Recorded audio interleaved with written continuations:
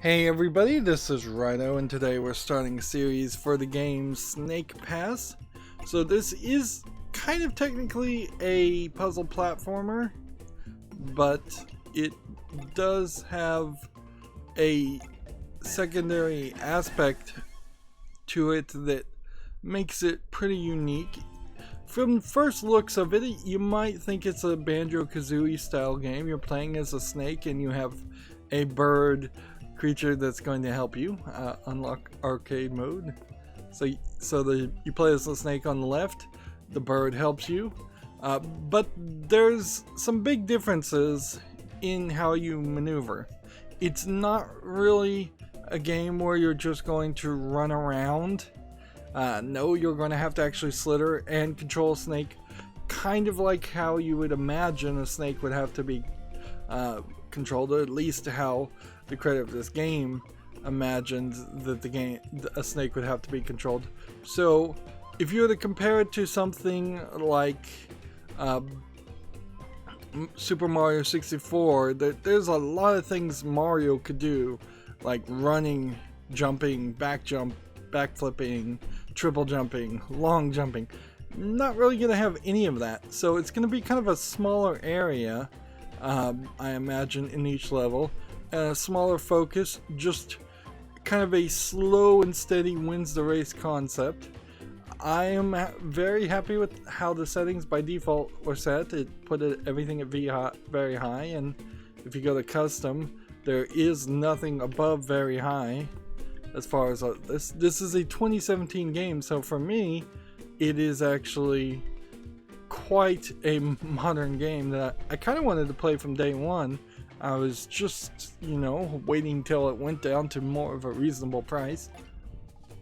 So, let's see. We can't even look at the other paths yet. So we're going to Chapter 1. Jumping right into it and just loading directly into the location. So if we're going to get any story or cutscene, it's going to be for the first time we ever play, I imagine, or loading into the first level.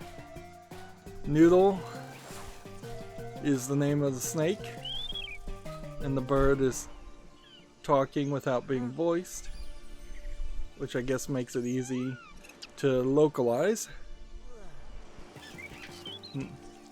Noodle, something's wrong.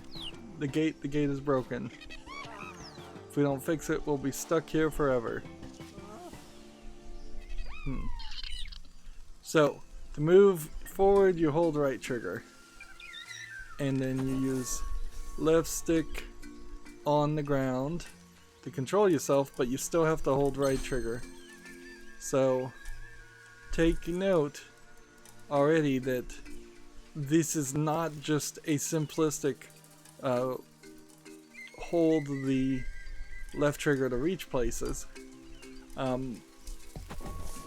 in most Snake games, of which there's one arcade Snake game that exists pretty much of any fame, before this, you would get longer, your tail would get longer every time you manage to do something. I just pressed A to put my head upward. So probably isn't too bad. So you can kind of already see how slow and steady is going to win the race here. You're not going to be able to just go up. You're going to have to wrap yourself around poles like a real snake would do, and that still may not give you enough height. I wanted to look over here, but now that I look over here, I can see that it actually is a skybox. Nice looking skybox, but pretty generic. Nothing super special about it. So I don't think we're going to eat things. We see some flying insects, but I think Noodle is supposed to be a pretty gentle character, if I was to guess. And he seems to be eating these orbs of energy. Pick up speed by slithering left and right, it says.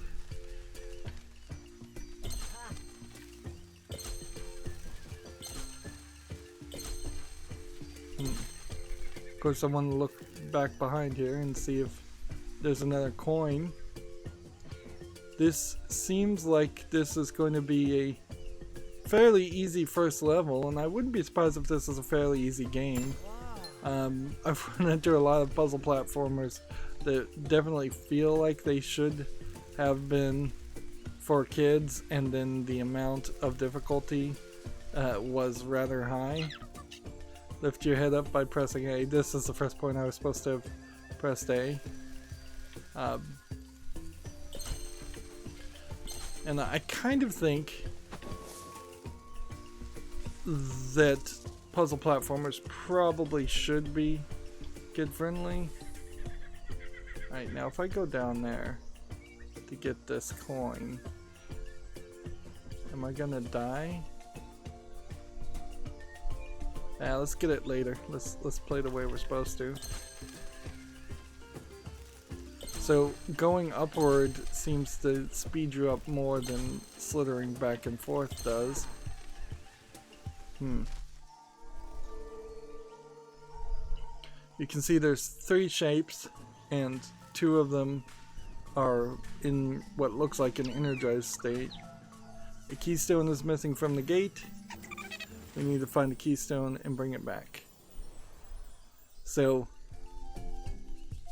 the player doesn't really know anything about keystones on this story, and I kind of would like some more story here, but I don't know if I'm really gonna complain if the game is just gonna jump us into it early and then we'll introduce some cast of characters that might later on play a role,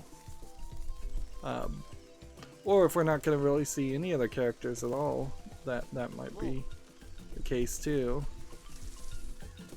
Alright, so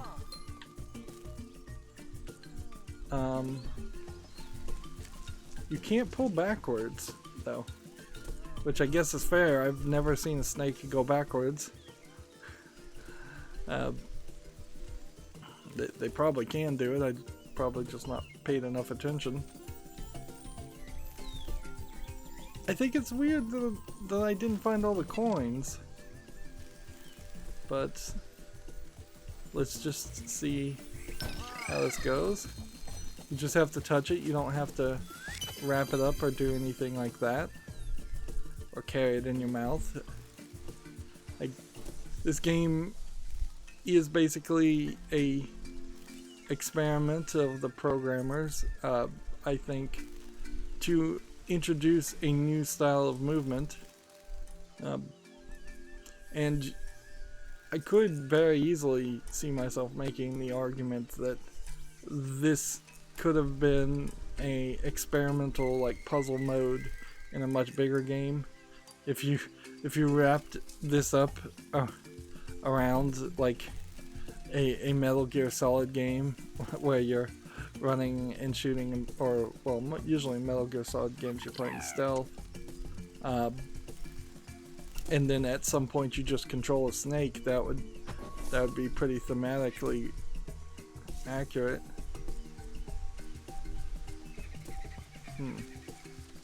Is there a coin somewhere I missed, or is it just that you can't get all the coins in the first run? Because this really is a straight path. Unless there's... Man, you just slow down to a crawl if you don't weave yourself around.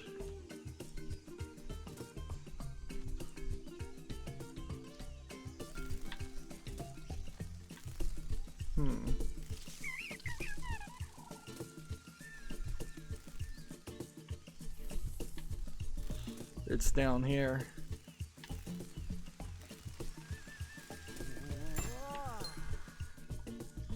And fall to your death. Did I save everything? Or did I just save for the last checkpoint? Let's see, let's hit pause and check that again.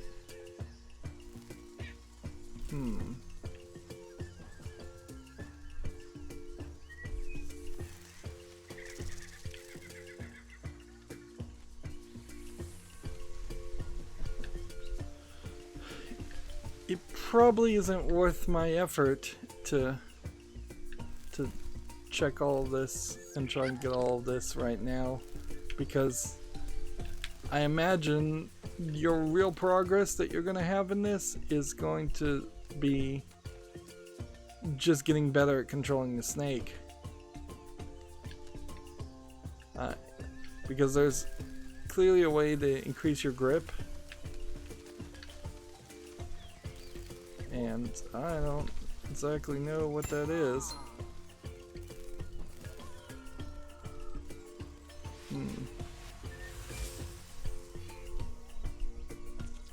So, yeah. There's one coin we know where it is, and there's one coin we don't know where it is. But let's just move the story forward. And that's about as much challenge as I would like to see, frankly, is just a few collectibles. We can also see how there's a much more consolidated number of collectibles in this level. Like, we're not killing ourselves trying to find 100 coins or anything like that. That at most was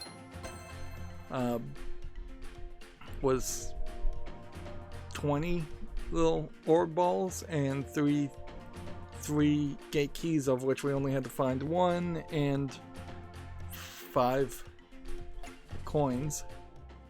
So a nice little tutorial there. There is something I think that I've missed personally as I've been playing several puzzle platformers, things that I wanted to feel like Mario 64. I didn't really play the Banjo-Kazooie games. This probably is a little bit more in visuals, closer to Banjo-Kazooie. But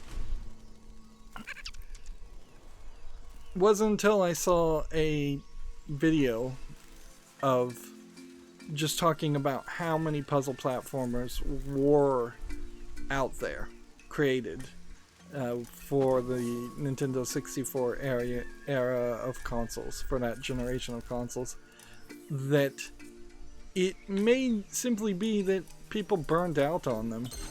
Now, I think at this point, and the fact that we are starting to see more games like Ukulele and Snake Pass and others come back and make 3D puzzle platformers, that the tide has swung once again back to being interested in puzzle platformers. I guess the real question is, do people want to play things that expand the challenge because it's a bunch of old people that are nostalgic for playing things like Banjo-Kazooie, or is there a new generation out there that really wants to play these kinds of games, or at least can be sold on these kinds of games, instead of playing something like Minecraft or Fortnite, which would be pretty obviously bigger styles of games at the moment.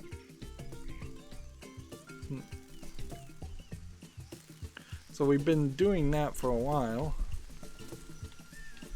but you kind of need a intersection piece, I would say, because it's pretty difficult to get up where you want to go otherwise.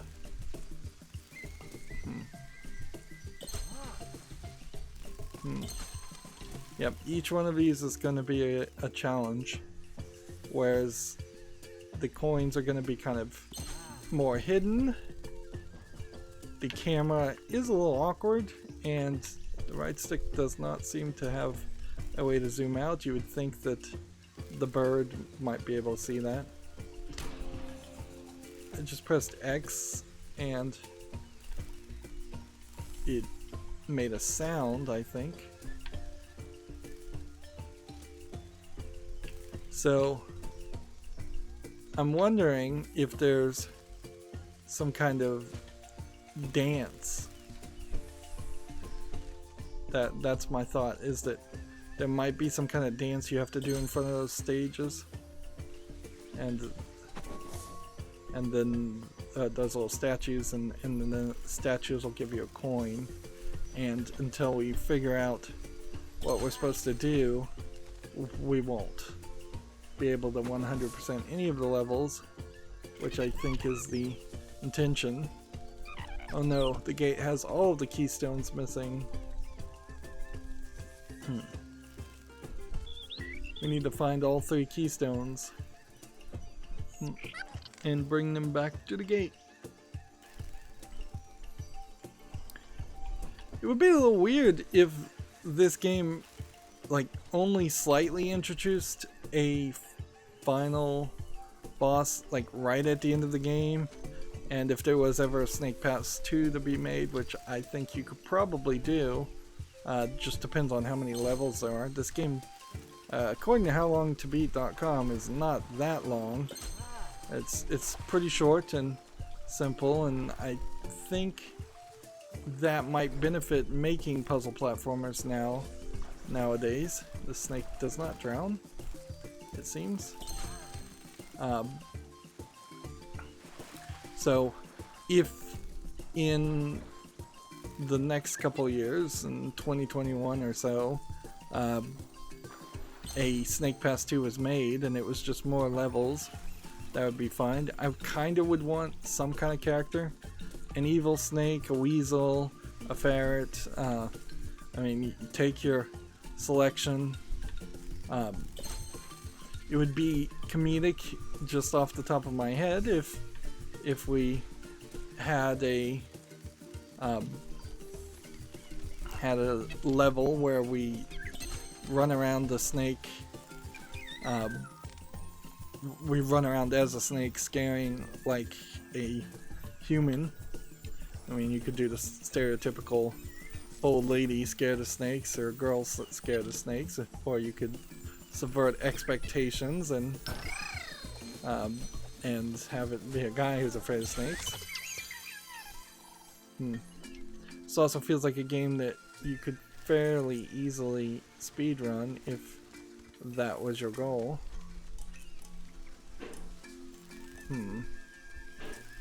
So yeah, I don't think I can get up there.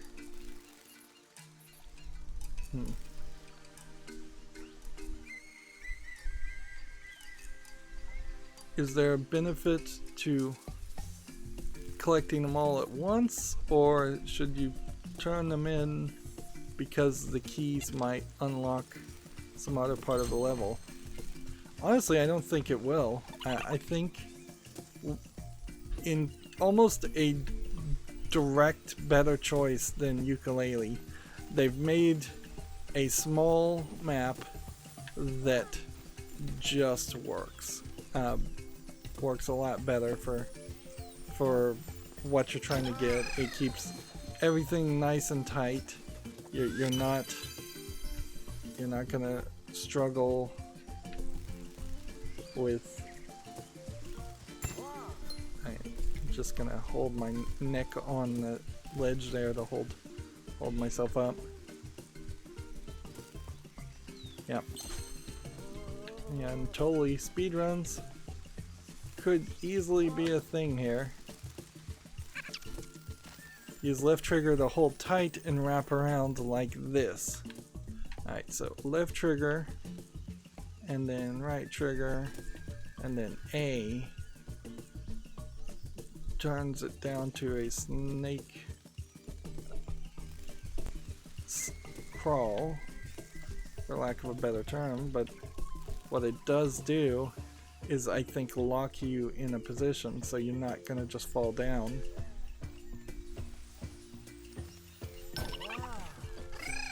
So now anytime we run, let's see. So now it wants us to go back to the gate. It's gonna promote that, but I think we can probably find all the keys and all the collectibles now, because I think I have at least enough of the abilities, and I kind of don't think that there are going to be a lot of abilities. I gotta forget to either hold A to get momentum, which seems like the easier thing, or make a special effort to weave back and forth. I'm gonna swing around this and then use that. So there's a little bit of resetting that happens there. Let's see. Holding tight. Somewhat helpful. Sometimes. Somewhat a pain in the butt other times. Although that, in that case, I got a significant easier move by simply holding the left trigger.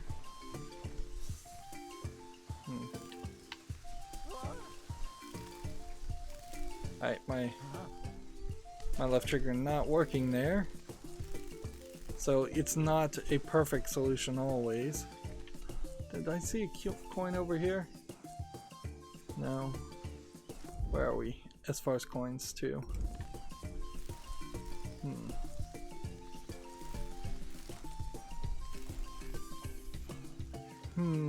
That's the problem though that we have right now, is that we could very well not be able to get all the coins, and I see 2 and I need 3,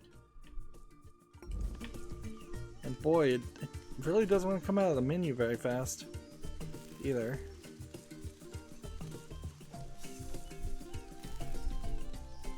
So we'll weasel our way over here. Maybe pressing up and trying that system actually is a bit of a mistake.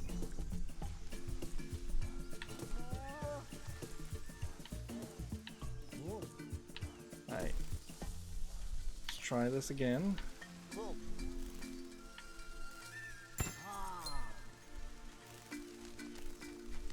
So just work our way over here because I want to see if there's another coin I can see.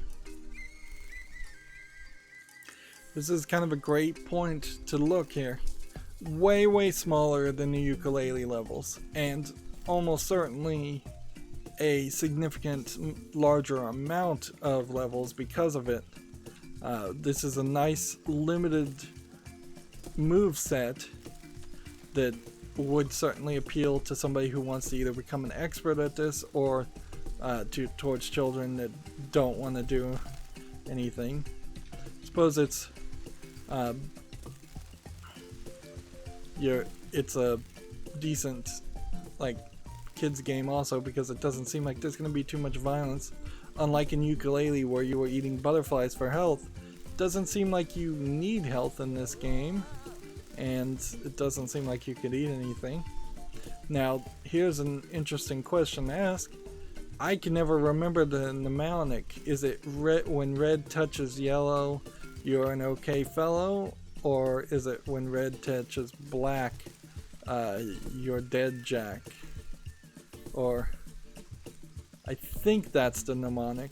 So, this snake is not the poisonous one, because the red parts of his skins are touching the yellow part, and the red and the black parts are not touching the red parts, I think.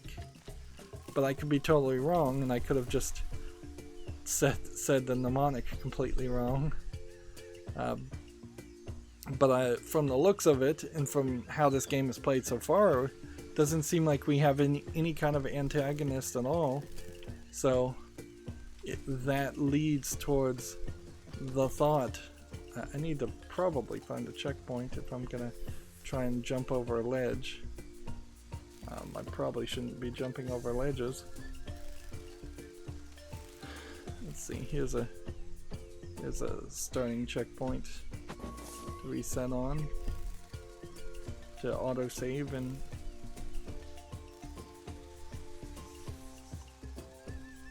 We did see some underground stuff, so I wouldn't be super surprised if I'm gonna have to just work my way all the way around again. Let's see if we can instead do this.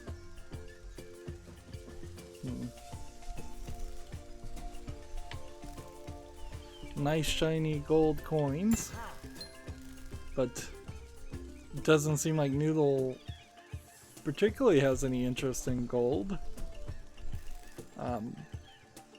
And I think these are kind of collectibles for collectibles' sake, if I was to guess. I bet we don't collect a bunch of gold coins and unlock any new ability. If it is a new ability, it's probably just going to be an improvement on how long I can hold, or where I can go, or how high I can reach. Things like that there would be quality of life improvements.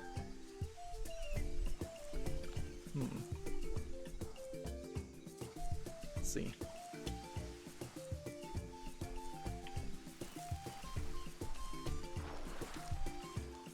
I'm looking all around, trying to see if there is one more coin somewhere, but I kind of believe that there isn't.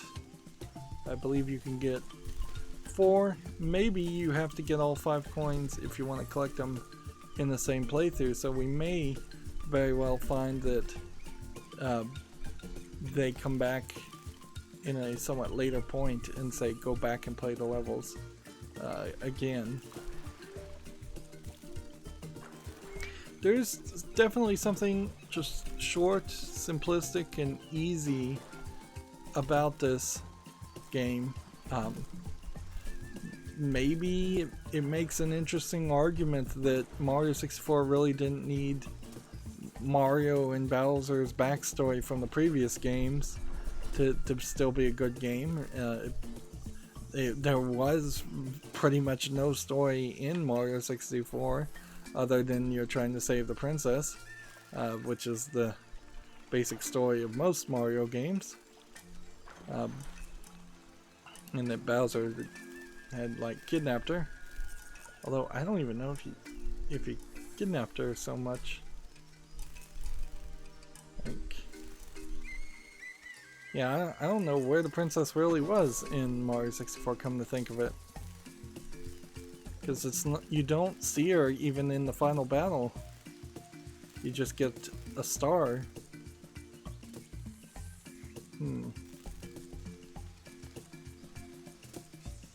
So just a nice, calming, relaxing puzzle game.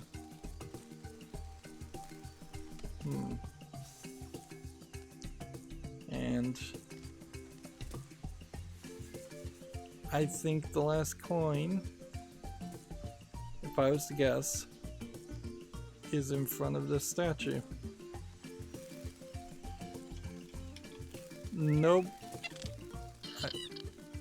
So this guy will, with the Y button, hold me upward and lift me up. Which, when I press Y, that's nice. But B seems to do nothing. X doesn't seem to do nothing. It's a little surprising that there isn't some kind of facial thing. I think D up actually has you smile, and then D down has you frown, and then D-pad right has you smirk, and then D-pad left has you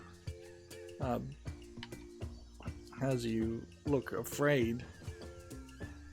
But unless you may also notice that I've been going in clockwise circles or counterclockwise circles this whole time.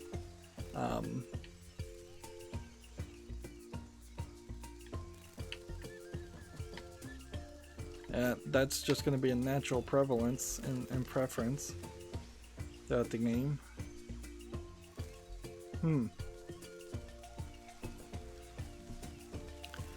honestly, I think we've probably seen 90% of what the game has to offer already. So this is one of those games that the 2-hour limit for automated refund on Steam probably is going to be very helpful. If you play the first couple levels and you're not seeing anything you enjoy in the first couple levels, I don't think you're going to have a different experience, which is interesting to say the least. They could have probably had like an abilities where if there are any abilities, we'll have to see if there are any to unlock. It might be nice to kind of start with that, then lose the abilities, but yeah, I'm not sure if there's any real story here other than just find the collectibles for the sake of finding collectibles and enjoy controlling a cartoony snake. This probably would be really good for kids that like snakes, or maybe are a little bit afraid of snakes. There's legitimate reason to be cautious around unfamiliar snakes, but you shouldn't be so terrified of snakes that the very mention of them sends you into a panic, and there are a decent number of people like that. Was there a coin or a collectible here? Probably. Yep. You know, if this wasn't controlling differently, I could also see myself making the argument that this was almost an asset flip game. Like, there definitely are a lot of asset flip games on Steam. In particular, a lot of games that just go to the Unreal store or the Unity store and buy art and 3D models that somebody else made and then just mix them all together and try to make something that looks like a game. But they all have a distinctive lack of thought and polish as far as what the gameplay mechanic is going to be. So you'll often see first-person shooter asset flip games that just look horrible, or you'll see Minecraft or survival asset flip games. And almost certainly this is a game that went to the Unity store, and just looking at the pause menu, I wouldn't be surprised if every single thing we see here on the pause menu was pre-bought art assets, but there's an actual gameplay concept here that hasn't been done before. Now, if it became a trend and there were 20 games where you control a snake and the only focus of the game whatsoever is to control a snake, that would be a problem. I would argue it's probably going to be a problem even as far as my enjoyment if there was a sequel to this game and all it was around was controlling a snake. Even if they made a sequel to Snake Pass and you were controlling, say, a spider or something, or an ant, something else that would control completely different, that gimmick really only works once. We're going to need some magical abilities, we're going to need some interesting characters, we're going to need a little bit more to make this a series of games or an IP that has any value past its initial game, which not all games need to have series or sequels, but it does seem like there's the chance that there's a decent foundation here. Anyways, that's where I'm going to end this recording. As always, I ask you to like, share, subscribe, comment, and watch every second of my videos. If you want to friend or follow me on any social media sites, there's a whole bunch of links down below in the description box. And if you want to support me even further, there's a link to Patreon, or you can friend me on Steam and gift me a game off my wishlist. Thank you for watching. Have a good evening.